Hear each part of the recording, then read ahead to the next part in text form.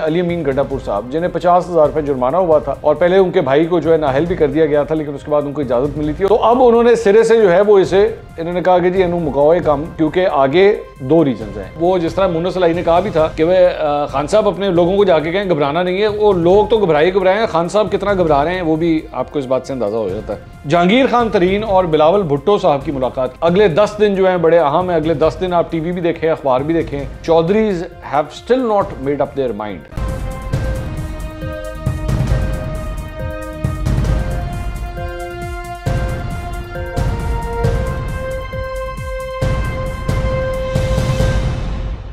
अस्सलाम वालेकुम नाज़रीन, प्रोग्राम में आपको खुशामदीद कहेंगे। अगर चैनल आपको पसंद आए तो इसे सब्सक्राइब करना मत भूलिएगा। नाज़रीन, तकरीबन मेरे पास आज 8 मुख्तलिफ ख़बरें हैं और कुछ बड़ी हैं कुछ छोटी हैं। जल्दी से पहले जो ज़रा छोटी ख़बरें हैं वो जल्दी से ज़रा आपके साथ शेयर कर लेते हैं। एक तो मैं नॉर्मली इसके ऊपर बात तो स्पोर्ट्स के ऊपर नहीं करता, लेकिन बड़ी खबर है ऑस्ट्रेलियन जेम्स फॉकनर के हवाले से, जिनका ताल्लुक कोयटा ग्लैडिएटर से है। उन्होंने आज PSL का जो 7वां सीज़न है उससे वो दस्तबरदार हो गए हैं। और आप जानते हैं कि इशू जो था वो बेसिकली पेमेंट्स का था। उनका एक UK का अकाउंट है, एक ऑस्ट्रेलिया का अकाउंट है। तो पाकिस्तान क्रिकेट बोर्ड ने उनका जो ऑफशोर अकाउंट था UK के अंदर, उसमें तकरीबन 70% पेमेंट ऑलरेडी ट्रांसफ़र कर दी हुई थी। लेकिन फॉकनर का ये कहना था कि नहीं जी, मेरे आप ऑस्ट्रेलिया वाले अकाउंट के अंदर इन पैसों को शिफ्ट करें। तो उन्होंने कहा अच्छा जी, आप पैसे वापस कर दें, हम आपके पैसे उधर ट्रांसफ़र कर देते हैं। तो उन्होंने कहा नहीं, आप पहले वहाँ पेमेंट जमा कराएं, वहाँ से पैसे जो हैं वो बाद में आते रहेंगे। बहरहाल उसके बाद ये भी कहा गया है कि वो नशे की हालत में धुत थे और होटल के अंदर जो है वो उन्होंने अपना एक शैंडलियर को जो है, ये आप देख सकते हैं स्क्रीन पे, अपना बैट भी दे मारा, हेलमेट भी दे मारा। तो इसका भी जो नुकसान है वो उनको भरना पड़ा है। और पाकिस्तान क्रिकेट बोर्ड ने अब इनके ऊपर आइंदा कभी भी किसी PSL में शिरकत के ऊपर जो है वो पाबंदी लगा दी है।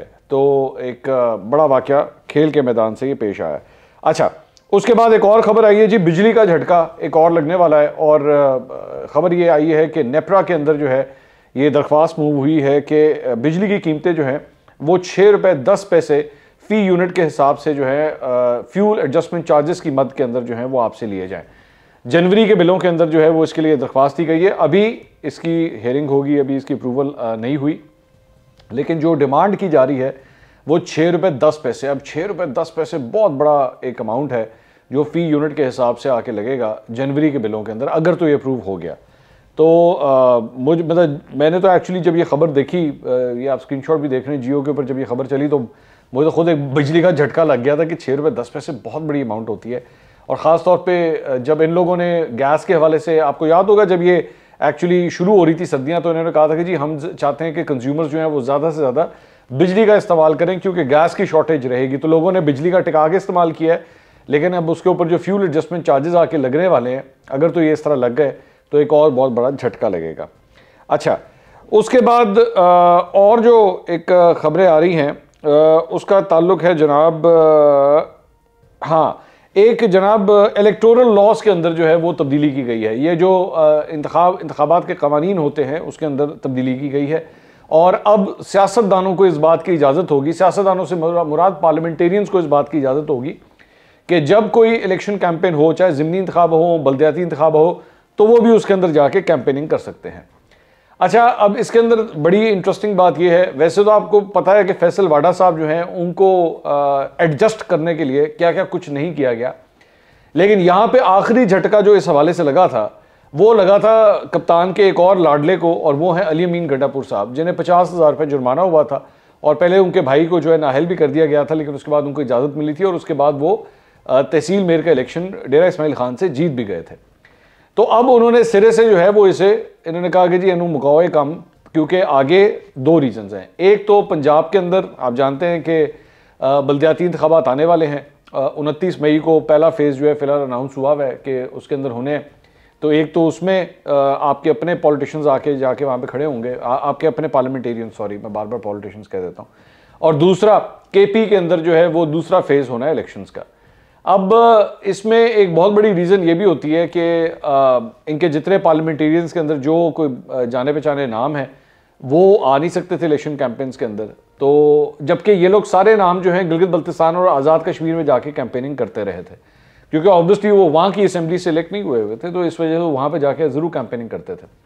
दूसरा, इनको शायद इस बात का आइडिया हो गया कि जो हमें बल्दियाती इलेक्शंस के अंदर हमारा जो हाल हुआ है और उसके बाद ज़िमनी इंतखाबात में जो हमारे साथ हुआ है, तो ज़रूरी है कि हमारे अपने पार्लियामेंटेरियंस जो हैं वो मैदान के अंदर उतरें, ये बहुत ज़रूरी है। अच्छा, नून लीग के हवाले से, नून लीग का जहाँ तक ताल्लुक है, उसके अंदर तो वैसे ही अताउल्लाह तारड़ को इस बात की ड्यूटियाँ मिली हुई थी कि वो मुख्तलिफ जगहों के ऊपर जो है वो जाके इस इलेक्शन कैंपेन को रन करते थे, क्योंकि वो इलेक्टेड नहीं थे। लेकिन अब जो है वो इन्होंने सबके लिए खोल दिया। अब देखते हैं, ये मौजूदा हुकूमत के लिए जो है यही ना हो कि ये पुट्ठी पड़ जाए, जैसे कहते हैं ना पुट्ठी पड़ेगी, तो यही ना हो कि ये भी पुट्ठी पड़ जाए, क्योंकि जाहिर बात है जब आपके पार्लियामेंटेरियंस अगर मैदान में उतर सकते हैं तो उनके पार्लियामेंटेरियंस भी अब मैदान में उतर सकते हैं, उनके MNAs MPAs वो भी मैदान में उतर सकते हैं, अब आके वो भी कैंपेनिंग करेंगे। तो ये जनाब एक जो आज ये इलेक्टोरल लॉ के अंदर तब्दीली की बात सामने आई है। अच्छा, उसके बाद एक और ख़बर आई है जनाब, फैसल वाडा साहब की जो सीट खाली हुई है, जिसका 9 मार्च का ऐलान किया गया है कि 9 मार्च को वो उसके ऊपर सेनेट के अंदर इलेक्शन होंगे। बाय द वे फैसल वाडा साहब सुप्रीम कोर्ट पहुंचे हुए हैं अपनी अपील लेके, अभी उसकी हियरिंग नहीं हुई। साथ ही उन्होंने ये भी खबर आई है कि ये भी दरख्वास्त दी है कि जी अर्ली हियरिंग इसकी की जाए, और है ना वो उत्थे इंतखाब हो जाए तो सीट पूरी गई फिर तो इस सिलसिले में उन्होंने जनाब जो डॉक्यूमेंट्स, नॉमिनेशन पेपर्स जो जमा हुए हैं, निसार खोड़ो पाकिस्तान पीपल्स पार्टी की तरफ से जो है वो वहाँ पे इसको कंटेस्ट कर रहे हैं। अच्छा, ये सीट जो है मैं आपको पहले बता चुका हूँ, ये हर सूरत पाकिस्तान पीपल्स पार्टी के पास ही जानी है, क्योंकि सिंध असेंबली के अंदर उनकी मेजॉरिटी है, तो देयर इज़ नो चांस के वो किसी तरह जो है वो रुक जाए, अनलेस और अनटिल ऑब्वियसली निसार खोड़ो के डॉक्यूमेंट्स के साथ कोई इशू ना हो, तो वो और बात है, वरना ये सीट जो है वो पीपल्स पार्टी के पास ही है। अच्छा, इस दौरान एक और डेवलपमेंट ये हुई है कि MQM के राब्ता कमेटी के मेंबर सुहेल मंसूर साहब, उन्होंने आज एक तो निसार खोड़ो के हक में जो है वो दस्तबरदार हो गए, और दूसरा MQM की राब्ता कमेटी से उन्होंने इस्तीफ़ा दे दिया है। अच्छा, इंटरेस्टिंग बात यह है कि वो निसार खोड़ो के साथ खड़े होके उन्होंने पूरी प्रेस से, मीडिया से बात की, और उन्होंने कहा जी निसार खोड़ो जो है वो मेरे फैमिली फ्रेंड हैं, तो मैं ये हो नहीं सकता कि मैं इनके सामने इलेक्शन लड़ूँ, ये सीट इनकी, और मैं इनको एडवांस मुबारकबाद देता हूँ। एडवांस मुबारकबाद तो आपने देनी थी ऑब्वियसली, क्योंकि मैंने जिस तरह बताया कि पीपल्स पार्टी की स्ट्रेंथ है वहाँ पर। लेकिन मुझे इस बात की समझ नहीं आई कि आपको जो है वो दस्तबरदार होने की कोई सेंस की समझ नहीं आई। अब कहने वाले ये कह रहे हैं, चाहे मगोइयाँ ये हो रही हैं कि जी ये शायद पीपल्स पार्टी में जा रहे हैं, ये MQM को छोड़ के शायद पीपल्स पार्टी में जा रहे हैं, जिसकी वजह से। अच्छा, अगर इनका रेजिग्नेशन लेटर आप देखें तो उसके अंदर ये कह रहे हैं कि जी वफाक की जो पॉलिसीज़ हैं, और हम लोग उनके साथ इत्तेहादी हैं, मतलब पाकिस्तान तहरीक इंसाफ के साथ, तो इनकी पॉलिसीज़ जो है वो हमारे लिए बड़ी नुकसानदेह हैं, और जो जिस तरह भी ये सब कुछ हो रहा है, ये हकीकत है, मैं ये बात जानता हूँ कि MQM के अपने अंदर ये थॉट प्रोसेस तो मौजूद है कि जी हमें काफ़ी इसका नुकसान उठाना पड़ रहा है, ये जो हमारा इत्तेहाद है इसकी वजह से, तो हमें इसके बारे में सोचना पड़ेगा। अब आप इस बात से अंदाज़ा लगा लिए कि समा के ऊपर आज ये खबर चली है जो मैंने देखी है, उसमें कहा गया है कि जी इमरान खान साहब जो है वो बहादराबाद का विज़िट करेंगे, बहादराबाद का जो दफ्तर है MQM पाकिस्तान का, उसका वो विज़िट करेंगे। Now this will be something very big कि इमरान खान साहब खुद जो है वो MQM के दफ्तर जाएंगे, क्योंकि जो MQM के हवाले से उनकी हिस्ट्री रही है, वो ऑब्वियसली उसके ऊपर वो प्ली यही लेते हैं कि जी अल्ताफ़ हुसैन को आपने निकाल दिया, अल्ताफ़ हुसैन को आपने निकाल दिया, तो बाकी पूरी जो लॉट थी जो एक्चुअली अल्ताफ़ हुसैन के हर बातों के ऊपर जी भाई जी भाई जी भाई करती थी, वो भी कोई उस गुनाह से दूर नहीं थी। लेकिन ऑब्वियसली अपने वर्करों को ये बेचते यही हैं, यही सामान बेचते हैं कि जी वो चूँकि अल्ताफ़ हुसैन निकल गया तो MQM पाकिस्तान जो है ना अब पाक साफ़ हो गई है। बस अब ये बहुत बड़ी बात होगी अगर तो इस तरह होता है कि इमरान खान साहब जो है वो बहादराबाद, MQM के बहादराबाद दफ्तर का दौरा करेंगे। अच्छा, एक जगह ये कहते हैं कि सानू तो मसला ही कोई नहीं जी, कोई इत्तेहादी सारे हमारे साथ हैं और ले आएँ आप तहरीक एतमाद ले आएँ कर लें, कोई ऐसी बात ही नहीं है। दूसरी जगह के ऊपर जो है वो एक जगह पे काबीना के अंदर मज़ीद वज़ीरों की बातें हो रही हैं, पंजाब की काबीना को बढ़ाने की बातें हो रही हैं। फिर ये इमरान खान साहब के हवाले से ये खबर चली है कि जनाब इन्होंने बहादराबाद का विज़िट करना है। मतलब हले परेशानी कोई नहीं है, लेकिन बाकी काम सारे वही हो रहे हैं जो परेशानियों वाले होते हैं। मतलब वो जिस तरह मुन्ना सलाई ने कहा भी था कि वह खान साहब अपने लोगों को जाके कहें घबराना नहीं है, वो लोग तो घबराए हैं, खान साहब कितना घबरा रहे हैं वो भी आपको इस बात से अंदाज़ा हो जाता है। और ज़ाहिर बात है अभी जाके उन्होंने मंडी बहाउद्दीन के अंदर जिस तरह जलसा किया और पूरे इलेक्शन मोड के अंदर वो पूरा वो जलसा था, वो उनकी गुफ्तगू से पता लग रहा था कि इलेक्शन मोड की ये पूरी गुफ्तगू चल रही है। एनीवेज, अच्छा ये भी हो गया जी। उसके बाद एक और जो बड़ी खबर आई है उसका ताल्लुक है इस मामले से कि जहांगीर खान तरीन और बिलावल भुट्टो साहब की मुलाकात की खबर आई है, और ये ARY न्यूज़ के ऊपर ही खबर चली है। और इसमें कहा गया है कि जी 2 दिन पहले बिलावल भुट्टो साहब की जो है वो जहांगीर तरीन से ये मुलाकात हुई है, ये कहा जा रहा है। और इसके अंदर ये कहा गया है कि फैसले के लिए अभी जहांगीर तरीन साहब ने जो है वो तहरीक अदम एतमाद पर ताहाल आमादगी जाहिर नहीं की है, फ़िलहाल नहीं की है, और उनसे जो है वो 1 हफ़्ते का टाइम मांगा है। मेरी अलबत्ता जो नॉलेज है वो जो मेरे पास खबर है वो डिफरेंट है। वो ये है कि वो ऑलरेडी अपना माइंड जो है वो काफ़ी हद तक मेकअप कर चुके हैं। अनलेस और अनटिल को बीच में वो बहुत बड़ी कोई इंटरवेंशन, अब आप इंटरवेंशन को खुद ही डिकोड कीजिए कि मैं क्या मतलब है इसका, कोई इंटरवेंशन ना हो गई तो वो जहांगीर तरीन साहब जो हैं वो इस वक्त पूरी तरह इस तरीके अदम एतमाद के साथ ही हैं। और ये जो 1 हफ़्ते का टाइम मांगा है वो मैं नहीं समझता कि इसकी ऐसी कोई ज़रूरत होगी। हो सकता है बाकायदा तौर पर वो ये इन्फॉर्म करना चाह रहे हो 1 हफ़्ते के बाद, लेकिन इनके कैंप से जो मुझे खबर आई है वो माइंडसेट वो यही है कि जी तहरीक अदम एतमाद की तरफ हमने जाना है। और 2 दिन पहले की मुलाकात, ये ARY न्यूज़ क्लेम कर रहा है, मेरे पास ऐसी खबर नहीं है, लेकिन I will go with this कि ARY अगर इसको रिपोर्ट कर रहा है तो। अच्छा, उसके बाद एक और जो खबर आई है जी वो चौधरीयों के कैंप से आई है, विच इज़ वेरी इंटरेस्टिंग। और ये जो खबर है ये मुझे एक्चुअली एक रिपोर्टर हैं एक्सप्रेस न्यूज़ से उनका ताल्लुक़ है, और वो गुजरात के अंदर ही रिपोर्टिंग करते हैं, अब्दुल सत्तार मिर्ज़ा साहब। उन्होंने मुझे ये क्लिप भेजा है, और ये क्लिप है बेसिकली चौधरी शुजात हुसैन के भाई का। ये चौधरी शुजात हुसैन साहब के जो भाई हैं चौधरी वजात हुसैन, ये इस वक्त जो मौजूदा MN है चौधरी हुसैन इलाही, उनके वालिद साहब हैं। तो चौधरी शुजात हुसैन चौधरीयों के हवाले से ये बड़ी इंपॉर्टेंट एक बात उन्होंने आज मुझे इस क्लिप के अंदर मुझे पता लगी है, ये उन्होंने मुझे भेजी थी। आप मेरे ख्याल में इस क्लिप को आप सुनिए, उसके बाद मैं मज़ीद बात करूँगा। सुनिए क्या फरमा रहे हैं इसके अंदर। मोनस इलाही ने जरा बयान देता है, मैं आज उत्ते कोई तबसरा नहीं करना चाहता। कल शुजात साहब का बयान जिसमें तेल दी कीमत वधिया ने, उन्हें क्या हूँ साडा साथ इस गल तो मशरूत है कि तू अपने तेल दी कीमत वापस लो। जरा महंगाई का नवा तूफान आने लगा, इन्हों तो इस जाते आना ही आना। उन्हें कहा कि असं भी इस जाते ना आ जाइए कि लोग सानू भी कसूरवार ठहरान कि तुसी इन्हों के दादी साहब तुसी उस वे नहीं बोले। TV के अखबार के गौर नाल देखा तो इस मुल्क की बदलती हुई सूरत हाल इंशाअल्लाह ताला मुस्लिम लीग का आज़म वो फैसला करेगी जरा एक अवामी फैसला। जिंदाबाद जिंदाबाद। तो ये आपने उनकी गुफ्तगू सुनी। ये एक तो सबसे पहले उन्होंने कहा कि जी मैं मुन्नस इलाही के बयान के ऊपर तबसरा नहीं करना चाहता। अब आप इसको जरा यहीं पे रोक दें, इस बात को आप यहीं पे रोक दें।